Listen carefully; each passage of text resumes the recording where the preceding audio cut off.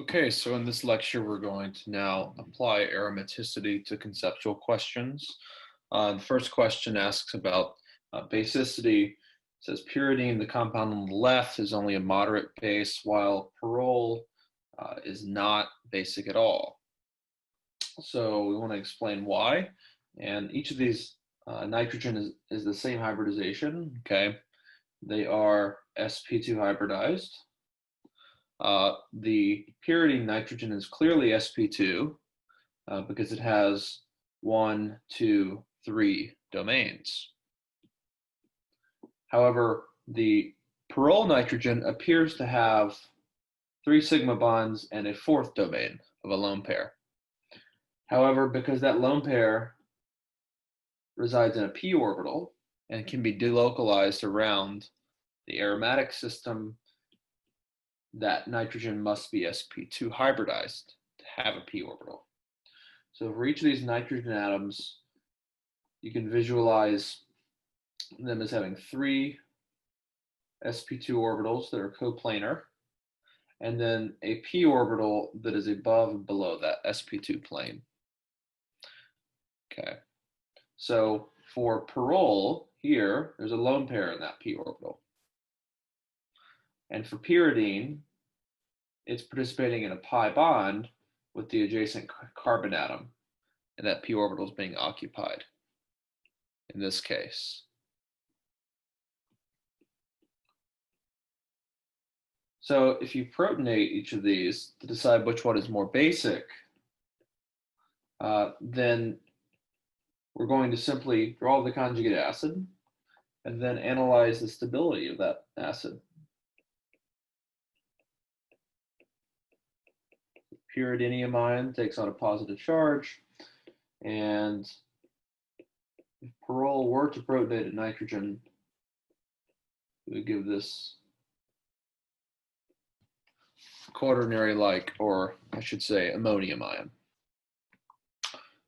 So if you now analyze the stability of each of these compounds, the pyridinium ion is still cyclic. Every atom in that cyclic structure is sp2. Since it's a small 6-membered ring and they're all sp2 and trigonal planar, all carbons and the nitrogen are coplanar. Actually, all the atoms are coplanar in that molecule. And there are still 3 pi bonds. So this has an odd number of pairs of pi electrons, so it remains aromatic. It's an aromatic conjugate acid, and the starting material was an aromatic conjugate base. So pyridine, upon protonation, is able to preserve aromaticity, whether it's in the acidic Hb plus form or the basic B form. So this equilibrium is possible, right? They're relatively close in energy, not too far apart. So on the other hand, the nitrogen of pyrrole's conjugate acid now has 4 domains, or is sp3 hybridized. So this is now non-aromatic.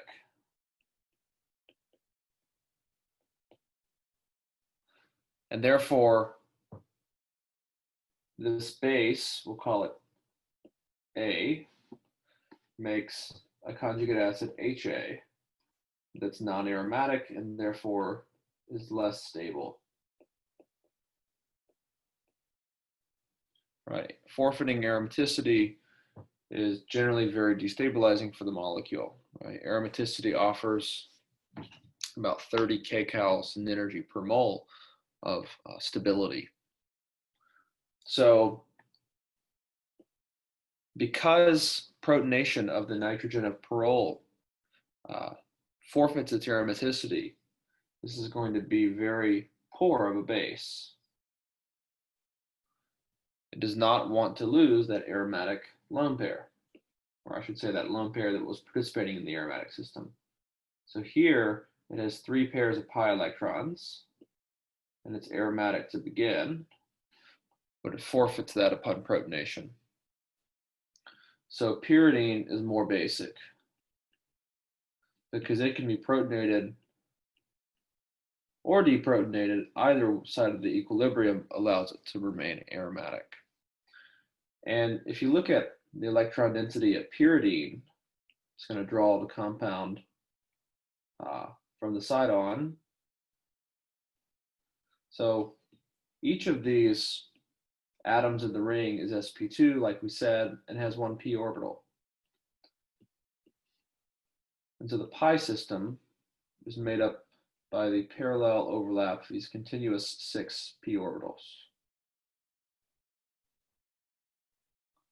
And the lone pair that is basic sits outside of the ring, coplanar with the ring, or perpendicular to the pi system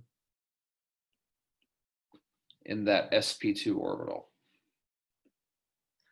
And sp2 electron density, or localized electron density, is more basic than delocalized electron density, that which is delocalized in the aromatic system especially.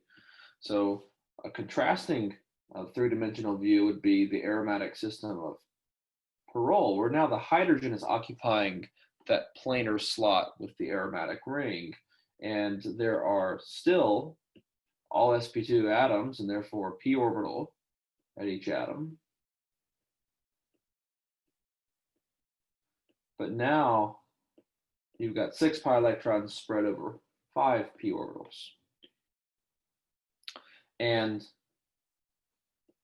this lone pair here is delocalized, or it doesn't really belong to the nitrogen. It's spread out over all of those sp2 atoms in the ring. Okay, they're sharing that electron density throughout a vast pi system. So it's very stable and not basic, therefore will not protonate to make the unstable or the strong conjugate acid. So we can take that sort of knowledge of acidity and do the same thing here, where we compare these acidic protons that are indicated with respective pKa's of 16 and 36.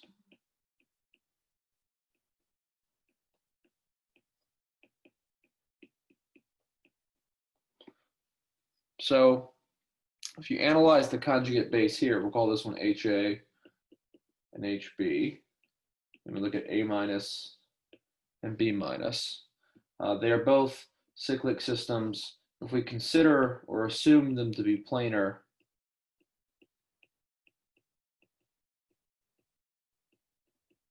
they're all sp2 hybridized, and this lone pair resides in a p orbital, so do these pi bonds. So this is an aromatic molecule with an odd number, or 3 pi electron pairs.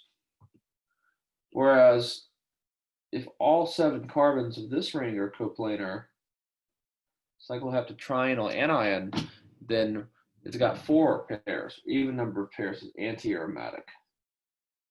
Anti-aromatic base is going to be unstable, or a strong base, and therefore it will react to go backwards, okay, to become non-aromatic again.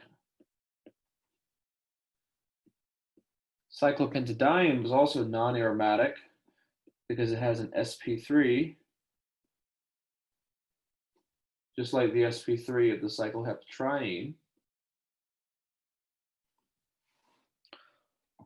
And it can become aromatic by losing a proton, okay?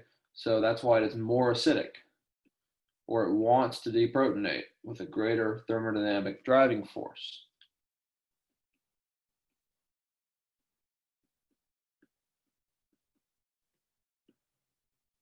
And the result of that is an aromatic conjugate base, or a quite stable conjugate base. Generally, carbanions are very unstable, and the pKa of typical alkyl protons is 50, and when they're normally allylic, it's in the 40s or maybe the 30s. But this pKa is as low as water. And that tells you about the stability that a carbanion can experience in an aromatic conjugate base. It's very stabilizing. Another example is SN1. Remember that SN1 involves leaving group departure, okay, and carbocation formation, right, or ionization to yield a carbocation intermediate. And that is the slow rate limiting step in a mechanism.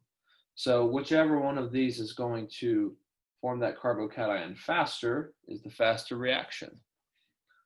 Let's explain why the compound on the left goes faster. So if the bromine were to leave, it would leave behind what appears to be a secondary bisallylic, or there's a double bond on each side carbocation here. However, upon further examination, you can see that this is extensively resonance stabilized. And we can draw a more important resonance form where all atoms have full octets. And we can see this compound is clearly aromatic. If a resonance form is aromatic, that is the same compound. The compound is aromatic, okay, because the resonance structure is very likely a major contributor to that true molecule's bonding and stability. Okay, there are 3 pairs of pi electrons. That's what I'm showing there in green. So it's a very stable carbocation, and therefore bromide ionizes very quickly. And in fact, the arrow pushing, okay, you could go straight to that 3 pi bond resonance structure by just pushing the arrows to show that oxygen forces bromine to leave. The other compound instead gives an intermediate where you have 1 less electron pair. The boron has no lone pair. Okay, but all the atoms here are sp2 because there's a single hydrogen, only 3 domains at carbon. The other carbons are doubly bound, and the boron has no lone pair, no 4th domain. But now there are only 2 pi bonds, right? Or this is an anti-aromatic intermediate. And therefore, it's going to be a very unstable carbocation. So it's very slow to do SN1 for that compound. Okay, so SN1 rate, carbocation formation is a common way that you'll see aromaticity quizzed. One more example is basicity. This time, basicity of an exocyclic atom. So what we should do first is draw resonance forms, because these are clearly conjugated systems. Draw resonance forms to explain the stability of the resonance structure where the oxygen is given electron density, because isn't that what electron rich means, as being basic? Atoms that are electron rich, right, or delta negative are basic, and therefore they will protonate, or they desire to donate electron density to a proton. Okay, so you can draw this resonance form for the urea compound. You can draw a similar Zwitterionic for the Cyclopentadiene carbonyl, and then one for the ester. So now let's look at the stability of each of these intermediates. And there should be positive charges at the carbons where we've broken that pi bond. So if you look at lone pairs in these structures, all the atoms are sp2 in the structure on the left. There are 3 pairs of pi electrons, because these lone pairs are delocalizable, and therefore this is an aromatic resonance form, or it's very important. This structure, if you just look at the cyclic portion, has 2 pairs of pi electrons, right? So it is anti-aromatic, or it's very unstable and not important. And the other one, simply because it has an sp3 carbon, is non. So it's an intermediate stability. So the most basic oxygen is the one with the most electron density, or where the Zwitterionic resonance form that depicts that oxygen in an anionic way is a very stable and important resonance structure. So that is the most basic A, followed by the non-aromatic with a mildly important Zwitterion, and then the least basic is the anti-aromatic one, where if that oxygen becomes electron rich, this ring suffers from the instability of anti-aromaticity. So for more practice on concept questions relating to aromaticity, you can visit Unit 2 of my Orgo 1 course guide and Unit 1 of my Orgo 2 course guide at chemguides.com.